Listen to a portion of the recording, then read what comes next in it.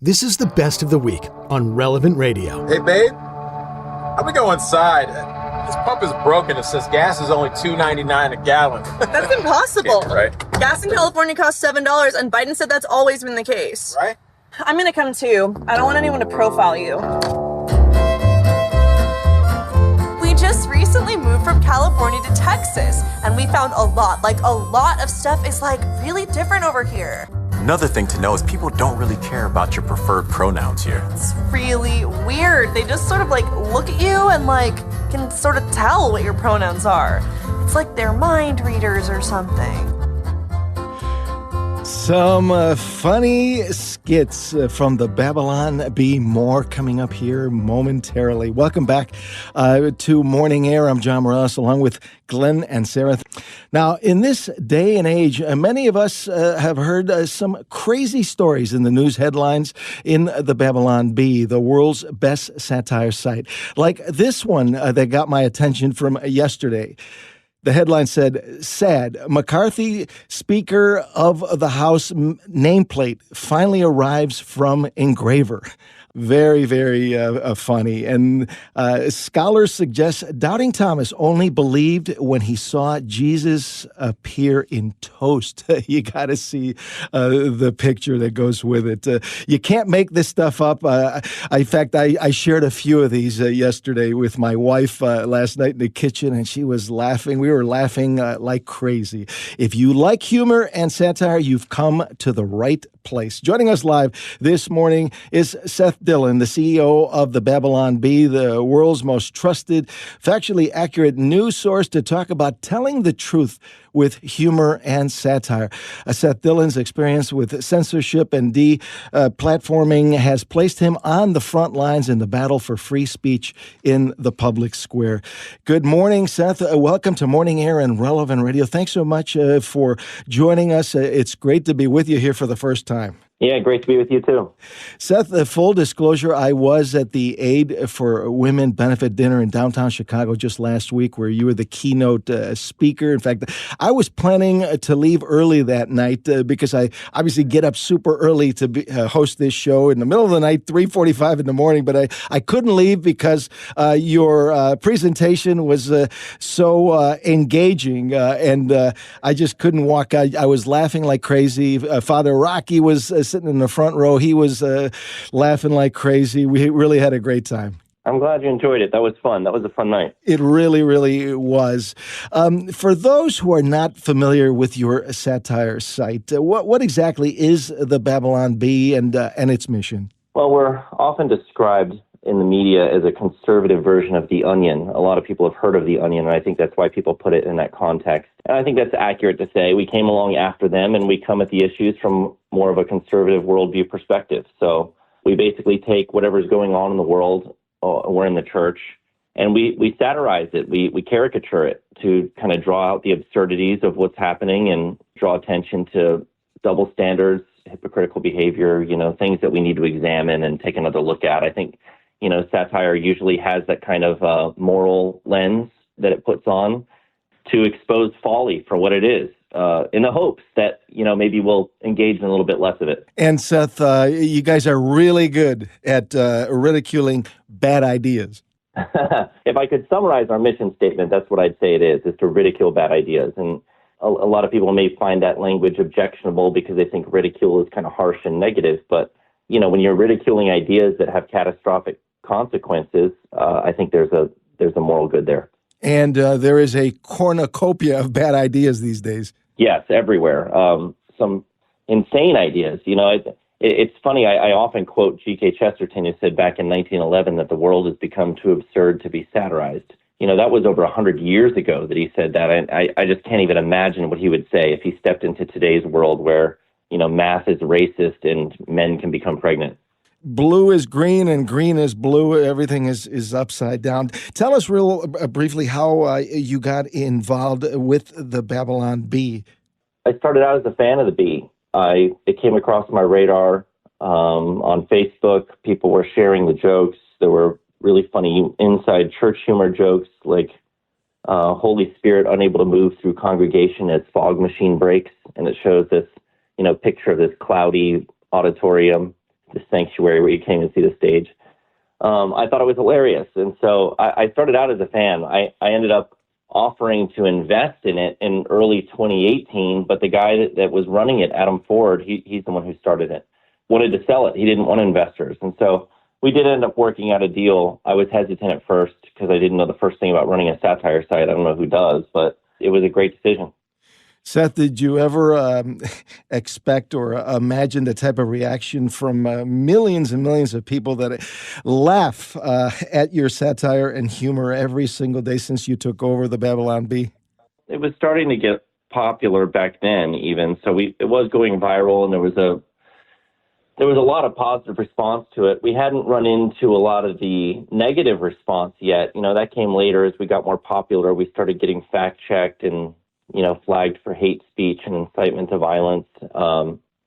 Had issues with deplatforming on our email service and some of the social platforms, even got locked out of Twitter for a while. So that was all kind of unexpected.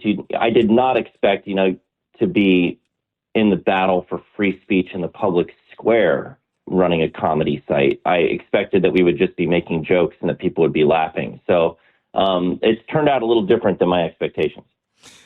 Seth, do you think that people are hungry these days for humor and satire in this crazy woke world in which we live in? I think people are, it's kind of wired into us. We love humor, obviously, but we also love truth and beauty and goodness. And I think that's hardwired into us by our Creator. And, the more you deprive people of that, I think the more that they crave it. And so when you're in a world that is anti-truth and anti-good, and is trying to get you to value the wrong things, anything that comes along and speaks a little bit of truth, especially, in a lighthearted way that can get you laughing too, I think is going to be like a refreshing drink of water when you're dying of thirst in the desert.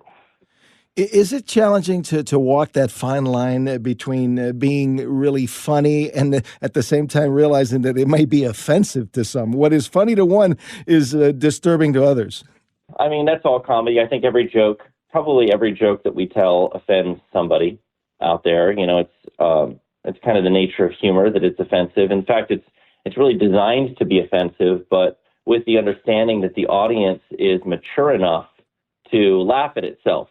I think that's where comedy is kind of suffered in the modern age, is because we have so little maturity in the audience. No one's willing to laugh at themselves, and so comedy doesn't work like it used to. Now, Seth, you guys bring comedy and satire to many different arenas, Christian stuff, political stuff, and everyday life stuff. Can you talk a little bit about how you guys are equal opportunity comics? It'd be challenging, for one thing, to focus on just one topic. The site itself is designed to be a parody of a news organization. So it's supposed to look and feel and read like a newspaper, but it's just feeding you satirical stories. So we cover whatever would be covered in the news, and that's what makes the parody work. Is that we run kind of like a newsroom, a comedian's newsroom. So I think the equal opportunity is important just because you don't want to just go after the other side. You want to hold your own side accountable. It's not like conservatives or Republicans or Christians or Catholics or whatever are above reproach and never make mistakes and never engage in any of the foolishness that needs to be mocked. So I think it's a healthy exercise to examine your own behavior and your own side, whatever side you're on. I want to invite our listeners, if you want to be part of our conversation on telling the truth with humor and satire. We're taking your calls for Seth Dillon, the CEO of the Babylon Bee, at 888-914-9149, 888-914-9149. Some issues, Seth, it's very challenging to be funny about, like the issue of abortion, for example. Last year you were on with the Joe Rogan Experience podcast that has a huge following, 15 million subscribers.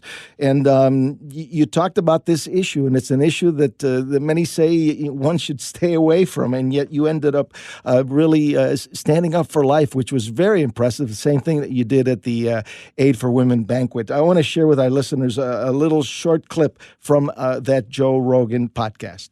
There's also women who have been raped who should not have to carry some rapist baby. There's women who have been sexually assaulted before the age of 14. I would lay it out like this. I would say it is wrong to intentionally kill an innocent human life. Abortion intentionally kills an innocent human life. Therefore, abortion is wrong. I don't think any of the examples of like, oh, well, how developed is it? You know, can it think? Is it conscious? Can it dream? Can it feel pain? So for you, it's the moment of conception. I think that if it's a human life, a distinct human life, then I think it's wrong to end its life. Seth, why is this topic of the issue of abortion so important to you? Well, there's lives in the balance. The way that I typically approach a question like that when I'm being challenged by somebody who disagrees with me is to turn it back on them and ask them, why isn't it important to you? I think it's one of the most important issues of our time because it goes back to some of the mentality that we've seen in the past to justify great evils. You know, a lot of the arguments for abortion echo and mimic the arguments for slavery, which was, a horrendous moral evil that had to be eventually overcome in this country. And it had to be overcome by speaking the truth boldly and standing up for life in the face of those who would try to devalue it. And so I don't know. I see a lot of parallels there. I think it's a very, very serious moral issue, and one that is clouded by so much, obfuscation, so many euphemisms and misleading language, and all of it is driven and funded and pushed by the most powerful people and organizations. And so it's not just an important battle, but it's a difficult battle against the most powerful people and organizations in the country and in the world. So it's that much more important, I think, because of that context that we engage on it and not be afraid to say what we think and stand for life. And of course, there's been a lot of censorship on this issue, the issue of abortion, and other issues that are important to Catholics and other Christians and pro-life people in recent years from the left and the mainstream media. Can you talk about this censorship and how it's really an attack on the truth? Yeah, well, I think that's probably... It's one of the things that I admit that I got wrong initially was some of the censorship that we were facing. I did firmly believe at the outset that this was really aimed at preventing jokes that were offensive because, it was coming from a good place of wanting to protect people from being offended and that jokes, can make you feel bad or whatever. I was giving people too much of the benefit of the doubt, I think, in doing that because I don't actually believe any longer that censorship of comedy that we're seeing has anything to do with, keeping people safe or protecting their feelings. I think it has everything to do with controlling your language, your thought, what you're allowed to believe and what you're allowed to express. There are wild and insane ideas out there. There's a wild and insane worldview being promoted that can't tolerate criticism. It can't stand up to scrutiny. And humor does an amazing job at exposing it for what it is, in tearing down that worldview with mockery and ridicule, which it deserves. And so I think that humor represents one of the biggest threats to bad ideas and bad ideologies and bad worldviews. And that's why they come after it with such heavy-handed censorship and act like they have to pretend that it's, for a good reason. It's to protect people, but really it's to protect a bad ideology that harms people. Very, very funny. There's so much stuff to talk about, so little time, but I really appreciate you being with us here this morning. And of course, if you go to babylonb.com, there is a ton of hilarious stuff. Thanks so much, Seth, for joining us. It's been a lot of fun. Thank you. Like what you just heard? Share it with your family and friends. And thanks for listening.